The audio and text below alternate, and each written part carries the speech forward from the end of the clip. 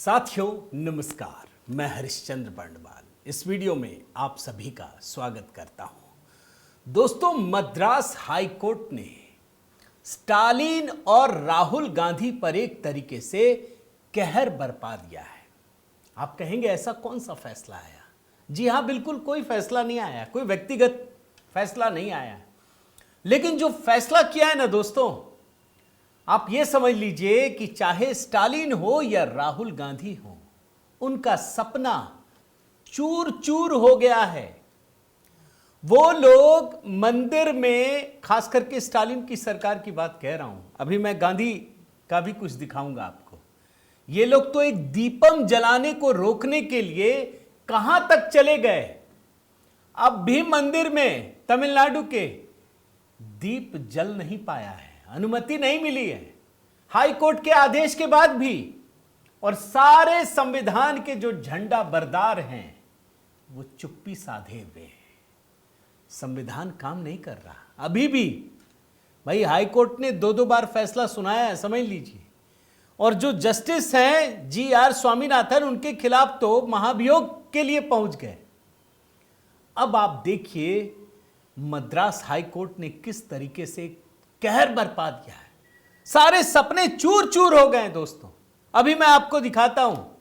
और यह सनातन संस्कृति से जुड़े हुए एक महान और भव्य ग्रंथ श्रीमद् भगवद गीता से जुड़ा हुआ है। यह बड़ी कहानी है दोस्तों। कैसे चीजें बदलती हैं, परिस्थितियां पलटती हैं। आप कितनी भी ताकत लगा लो, अरे जब 1000 साल तक मुगल हिंदू को खत्म नहीं कर पाए, सनातन संस्कृति को, तो आप कैसे खत्म कर देंगे।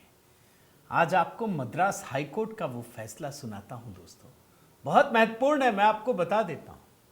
2 दिन पुरानी जो कहानी है वो लोगों ने उस तरीके से दिखाया नहीं, मेन स्ट्रीम मीडिया ने नहीं दिखाया। मैं आपको बता देता हूं, अखबार के पन्नों में कहीं हो तो हो जाए। आखिर कौन सी खबर है, मैं जरा डिकोड करता हूं। मेरा निवेदन है दोस्तों, जरूर कमेंट करके अपनी राय दीजिएगा, बताइएगा। ये सनातन संस्कृति के पुनर्जागरण का काल है ये।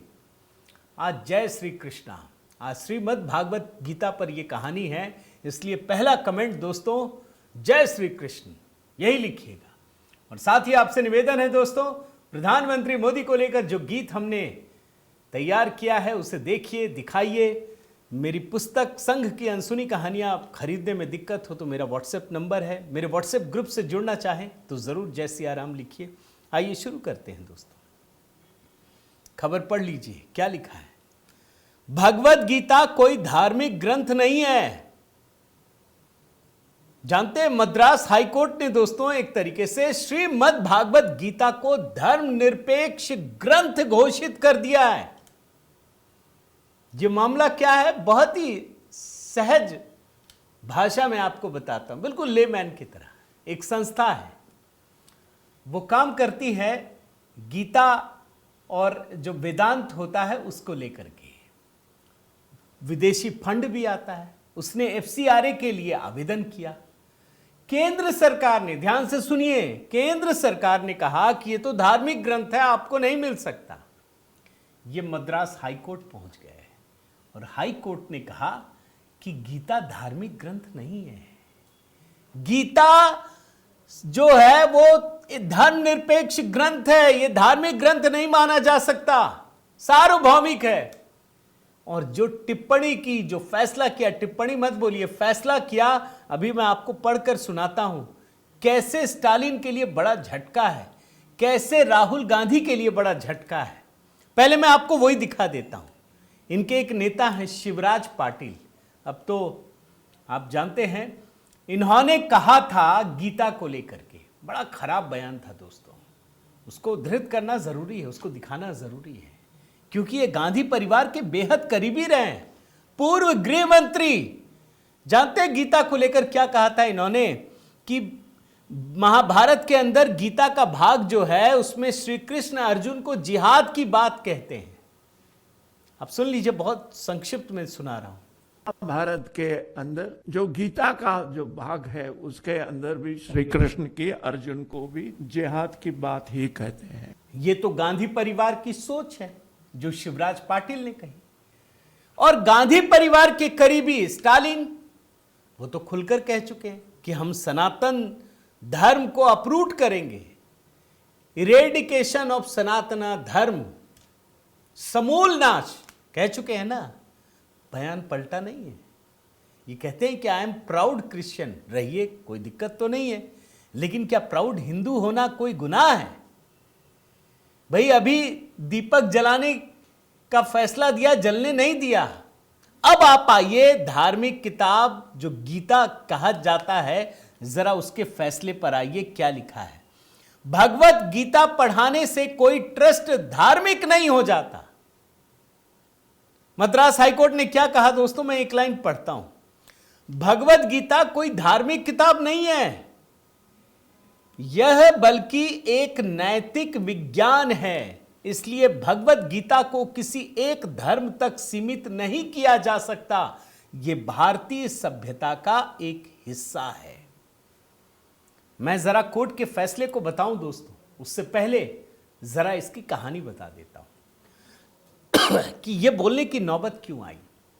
2017 में दोस्तों एक ट्रस्ट स्थापित हुई, उसका नाम है अर्ष विद्या परंपरा ट्रस्ट। यह वेदांत, संस्कृत और योग सिखाता है, और साथ ही प्राचीन पांडुलिपि जो होते हैं ना, उसको संरक्षित करने का भी काम करता है। अब इसने, ट्रस्ट ने 2021 में FCRA रजिस्ट्रेशन के लिए आवेदन किया।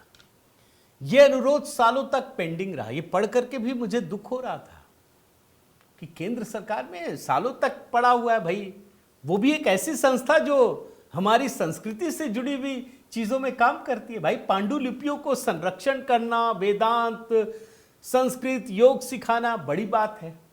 अब इसने 2021 में FCRA रजिस्ट्रेशन के लिए आवेदन किया। अनुरोध सालों तक पेंडिंग रहा। गृह मंत्रालय ने 2024 और 2025 में स्पष्टीकरण मांगा, और उसके बाद जनवरी 2025 में एक नया आवेदन दायर किया, और सितंबर 2025 यानी ठीक 3 महीने पहले इसको खारिज कर दिया कि आपको नहीं मिलेगा, FCRA का लाइसेंस नहीं मिलेगा, विदेशी फंड नहीं ले पाएंगे। इसके बाद इन्होंने हाई कोर्ट में चुनौती दी, मद्रास हाई कोर्ट में, और तब जाकर के कोर्ट ने केंद्र सरकार से कहा कि आपका फैसला ठीक नहीं है, इसको बदलिए।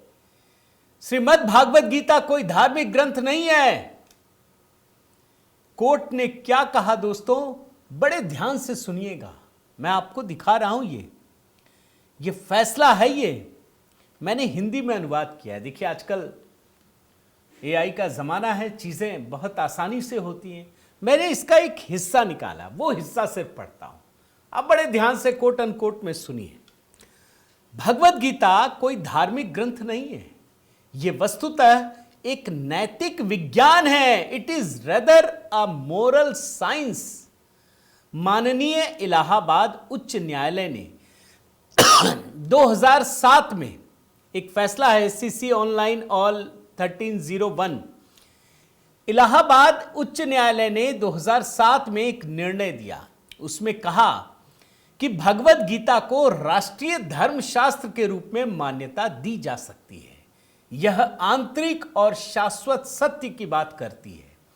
माननीय न्यायाधीश ने उल्लेख किया कि हमारे स्वतंत्रता संग्राम के अनेक नेता जैसे महात्मा गांधी, महर्षि अरविंदो, लोकमान्य तिलक आदि ने राष्ट्र को औपनिवेशिक शासन के विरुद्ध संघर्ष करने के लिए प्रेरित करने हेतु भगवत गीता का आह्वान किया। स्वतंत्रता आंदोलन की बात कर रहे हैं कि हमारे स्वतंत्रता सेनानी भगवत गीता का आह्वान कर रहे थे। आगे लिखा है, भारत के संविधान का अनुच्छेद 51A(b) कहता है कि प्रत्येक भारतीय नागरिक का यह कर्तव्य होगा कि वह उन महान आदर्शों को संजोए और उनका पालन करे जिन्होंने हमारे स्वतंत्रता संग्राम को प्रेरित किया। फिर अनुच्छेद 51A(f) की चर्चा होती है कि इसमें कहा गया है कि हमारी मिश्रित संस्कृति की समृद्ध धरोहर का मूल्यांकन और संरक्षण करना प्रत्येक नागरिक का कर्तव्य है। अतः भगवत गीता को किसी एक धर्म तक सीमित नहीं किया जा सकता। यह भारतीय सभ्यता का अभिन्न अंग है। बहुत बड़ी कहानी है दोस्तों, बहुत बड़ी कहानी। भाई जब संविधान बना ना, आप जानते हैं भाई जो मुस्लिम है, क्रिश्चियन है, ये अपने स्कूल में पढ़ा सकते हैं सारी चीजों को, सरकार से वो मिलता है। हिंदुओं का देखा आपने कि सरकार दे, संविधान में भी बहुत सारी चीजें हैं। लेकिन ये फैसला दोस्तों बिल्कुल अलग नए लेवल पे ले जाता है। हो सकता है संविधान रचने वालों ने इस बात को ध्यान रखा हो कि भाई महाभारत, गीता, रामायण ये तो हमारी भारतीय संस्कृति से उपजी हुई चीजें हैं, ये तो हमको आगे बढ़ाती है। ये पहली बार ऐसा हो रहा है दोस्तों, इस बात को ध्यान रखिए। बहुत सारी चीजें बदलने वाली, ये जो लेफ्ट लिबरल इकोसिस्टम है ना, उनके सीने को छलनी करने जैसा है, जो ख्वाब देखते हैं कि सनातन धर्म हम खत्म कर देंगे। आगे क्या लिखा है जरा वो हिस्सा मैं पढ़ता हूं। मैं ये आखिरी हिस्सा पढ़ रहा हूं, इसके बाद मैं चीजें आपको नए तरीके से बताता हूं। जो बातें भगवत गीता पर लागू होती है वही वेदांत पर भी लागू होती है। वह हमारे पूर्वजों द्वारा विकसित शुद्ध दर्शन का प्रतिनिधित्व करता है। जहां तक योग का प्रश्न है, उसे धर्म के चश्मे से देखना घोर अनुचित होगा। योग कुछ सार्वभौमिक है। एक अमेरिकी न्यायालय, अब देखिए अमेरिकी न्यायालय की बात कर रहे हैं, court of appeal 4th appellate district division 1 state of California, उसकी चर्चा हो रही। भाई यहां तो सुप्रीम कोर्ट में आप जानते हैं ना, एक पाकिस्तान के कोर्ट की चर्चा करके कौन सा फैसला दिया गया था, आप जानते, बाद में पलट दिया गया। यहां अमेरिका के कोर्ट की चर्चा हो रही है कि एक अमेरिकी न्यायालय ने यह माना कि योगाभ्यास पूरी तरह से एक लौकिक अनुभव है, जिसे लोग शारीरिक लचीलापन बढ़ाने, पीड़ा कम करने और तनाव घटाने जैसे कारणों से करते हैं। यह अन्य लोगों के लिए आध्यात्मिक भी हो सकता है। आध्यात्मिकता और धर्म परस्पर विनिमेय शब्द नहीं है। और आगे की लाइन दोस्तों ऐसा लिखा, इस प्रकार से लिखा है जो कमाल का है दोस्तों। यह ऑर्डर है जो मैं आपको पढ़ करके सुना रहा हूं। आगे लिखा है मद्रास हाई कोर्ट ने कि इलाहाबाद उच्च न्यायालय ने 2014 SCC ऑनलाइन ऑल 15395 इसमें जो फैसला दिया वो दरअसल योग पर एक शोध प्रबंध ही लिख दिया। Had virtually authored a thesis on yoga. मतलब इलाहाबाद हाई कोर्ट ने जो फैसला दिया वो सिर्फ फैसला नहीं था, बल्कि अपने आप में एक थीसिस ही था। और न्यायालय ने कहा दोस्तों कि योग जीवन के विभिन्न पहलुओं को नियंत्रित करता है और स्वस्थ जीवन और मन को संतुलित बनाए रखने में सहायक होता है। यानी श्रीमद् भागवत गीता ये धार्मिक ग्रंथ नहीं है, ये तो धर्मनिरपेक्षता का सर्वोत्कृष्ट उदाहरण है। और फिर केंद्र सरकार से हाई कोर्ट कहता है कि आपने FCRA लाइसेंस रद्द कर दिया। अरे ये तो हमारी भारतीय संस्कृति सभ्यता से उपजी हुई चीज है। और केंद्र सरकार के फैसले को रद्द कर दिया। मैं हाई कोर्ट के इस फैसले से बेहद गदगद हूं दोस्तों, लेकिन मैं हैरान भी हूं कि केंद्र सरकार उसको मान रही है। और योग, भाई सरकार ने योग को कहां पहुंचाया है? मुझे जरूर लगता है कि कुछ ना कुछ गलती रही होगी केंद्र सरकार से यह समझने में। उसको फौरन दुरुस्त करने की जरूरत है दोस्तों। तो ये बहुत बड़ी कहानी है, लेकिन इसके साथ साथ दोस्तों मैं कोर्ट का एक और फैसला आपको दिखाना चाहता हूं। मेरी नजर पड़ गई दोस्तों एक वीडियो पर। ये ट्वीट है, अचानक से, ये भी 2 दिन पुराना, अचानक से वायरल होने लगा। मैं आपको दिखा रहा हूं, द एनालाइजर का है ना, बहुत सारे लोगों ने ट्वीट किया। इसमें जज साहब बैठे हुए हैं, कर्नाटक हाईकोर्ट के जज, वो कह रहे हैं कि क्या भारत माता की जय बोलना कोई ऑफेंस है क्या? मुझे तो नहीं लगता ऑफेंस है। मैंने सर्च किया दोस्तों कि ये कब आ गया भाई फैसला जो हमें पता नहीं है। मैंने सर्च किया और मैंने देखा कि ये फैसला सितंबर 2024 का है। तो अब सवाल है कि अभी क्यों वायरल हो रहा है? ये आपके मन में भी उठेगा, मेरे मन में भी उठा। मैं उसका जवाब देता हूं। पहले 12 सेकंड सिर्फ आपको सुनाता हूं कि जज साहब क्या कहते हैं। Shouted slogans Bharat Mata ki Jai, that has become offense. Shouting Bharat Mata ki Jai is wrong. देख लिया दोस्तों, सवाल पूछ रहे हैं और फिर कहते भी हैं कि भारत माता की जय, तो ये तो गलत नहीं हो सकता भैया। इसको कहने से ये कोई हेट स्पीच तो नहीं है कि नफरत फैलाने वाला भाषण है कि भारत माता की जय, फिर तो सारी चीजें बेकार हैं। अब ये मामला क्यों वायरल हुआ, मैं जरा आपको बताता हूं दोस्तों। कर्नाटक विधानसभा से इसी महीने हेट स्पीच और हेट क्राइम को लेकर एक विधेयक पारित किया गया है। अगर ये विधेयक किसी भाजपा शासित राज्य में होता ना, मैं आपको बता रहा हूं, केंद्र सरकार बना देती ना, तो देश में आग लगाते देते ये सारे इंडिया अलायंस के लोग, कांग्रेसी बोलते लोकतंत्र खत्म हो गया, फ्रीडम ऑफ स्पीच खत्म हो गया। मैं तो कहता हूं केंद्र सरकार इसी कानून को उठा के पारित कर दे। आप देखिए इसके बाद मजा जो कर्नाटक सरकार ने किया है। इसमें हेट क्राइम की परिभाषा देते हुए क्या कहा गया मैं बताता हूं। यदि कोई व्यक्ति किसी अन्य व्यक्ति के प्रति धर्म, नस्ल, जाति या समुदाय, लिंग, जेंडर, यौन अभिविन्यास, जन्म स्थान, निवास, भाषा, दिव्यांगता, जनजाति या पीड़ित के परिवार के सदस्य की विशेषताओं अथवा किसी ऐसे समूह से उसके संबंध के आधार पर नुकसान पहुंचाता है, नुकसान के लिए उकसाता है या घृणा फैलाता है, तो वो हेट क्राइम का दोषी होगा और 7 साल की सजा इसमें प्रावधान किया गया। पहला राज्य बन गया है। अब इसमें समझ ही में नहीं आएगा आपको कि आखिर वो कौन सी चीज है जिसको आप हेट स्पीच मानेंगे। भाई आप किसको मानेंगे हेट स्पीच? क्या मानेंगे? बड़ा वेग है, यानी आप किसी को भी गिरफ्तार करने की छूट मिल जाएगी। अब जितने भी लोग हैं, जो संगठन है कर्नाटक में काम कर रहे हैं, वो गवर्नर से कह रहे हैं, थावरचंद गहलोत से, कि आप इसको मंजूरी मत दीजिए। ये तो सीधे सीधे असंवैधानिक कानून है। ये फ्रीडम ऑफ स्पीच और धार्मिक स्वतंत्रता के लिए गंभीर खतरा है। अब सवाल है कि कर्नाटक सरकार क्या कर सकती है। उसी का उदाहरण अभी मैं आपको दिखा रहा हूं जो वायरल हो रहा है दोस्तों। अब मैं आपको बताता हूं कहानी क्या है। 9 जून 2024 को प्रधानमंत्री मोदी के शपथ लेने के बाद कुछ लोग रात को 8:45 से 9:15 बजे के बीच एक समारोह से लौट रहे थे। वो दक्षिण कन्नड़ जिले की उल्लाल तालुका में बोलियार ग्राम के समाधान बार पहुंचे तो 25 लोगों ने उन पर हमला कर दिया। हमलावरों ने जानते क्या कहा कि तुम भारत माता की जय के नारे कैसे लगा सकते हो। चाकू से वार कर दिया गया, जो याचिकाकर्ता ने कोर्ट में कहा।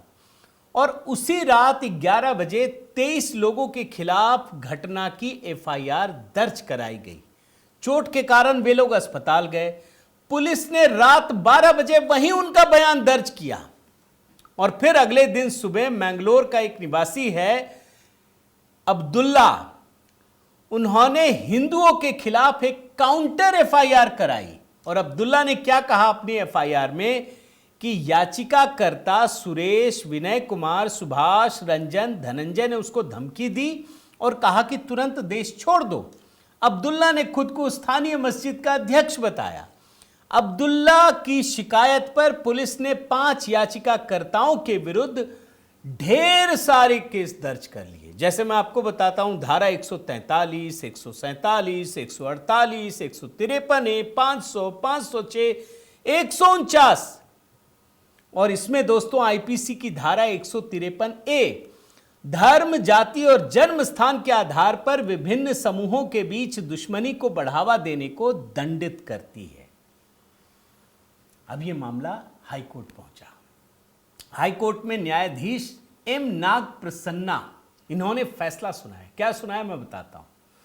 भारतीय दंड संहिता की धारा 153A के तहत 5 लोगों के खिलाफ दर्ज प्राथमिकी को खारिज करते हुए कहा कि भारत माता की जय का नारा लगाना घृणास्पद भाषण नहीं है और इसे किसी भी तरह से धर्मों के बीच वैमनस्य या दुश्मनी को बढ़ावा देने के रूप में नहीं माना जा सकता है। आप समझ रहे हैं दोस्तों, अब तो कानून बना दिया, यानी भारत माता की जय के नारे लगाएंगे और आप उसको केस दर्ज कर लेंगे कि यह वैमनस्य फैलाने वाला है।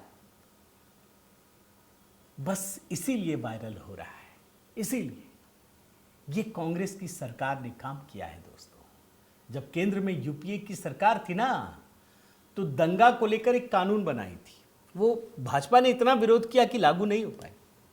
आप जानते हैं उस कानून में क्या था कि कहीं दंगा हो जाएगा ना तो हिंदुओं को ही दोषी मान लिया जाएगा। ये काम कांग्रेस ने किया है।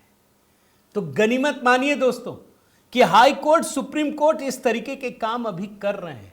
इस वजह से कांग्रेस जहां भी 2-3 जगहों पे सरकार है ना, वो रुकी हुई है, वरना ये एक सरकार कांग्रेस की भाजपा के 20 सरकारों पर भारी पड़ जाती, मैं आपको बताता हूं, और आप ये महसूस भी करते होंगे। तो दोस्तों, मैंने ये 2 फैसले आपको सुनाए, बड़े अच्छे फैसले हैं। आपको लगा होगा भाई मद्रास हाईकोर्ट ने तो कमाल कर दिया, गीता को लेकर जो कहा है वो अद्भुत है। उम्मीद करता हूं ये वीडियो आपको पसंद आया होगा दोस्तों, जरूर कमेंट कीजिएगा। आपसे निवेदन है कि अगर आपने चैनल सब्सक्राइब नहीं किया है तो जरूर कीजिए, लाइक कीजिए, बेल आइकन दबाइए, और हाँ, HB मेलोडी पर जो नया गीत है दोस्तों, देखिए, बताइए कैसा लगा। संग की अनसुनी कहानियां अगर नहीं खरीद पाए तो जरूर खरीदिए। अब दूसरा इसका वो आ गया एडिशन दोस्तों, और मेरा व्हाट्सएप नंबर आपके पास है। अगर मेरे ग्रुप से जुड़ना चाहें तो सीधा जय सिया राम लिखिए। बहुत बहुत धन्यवाद। जय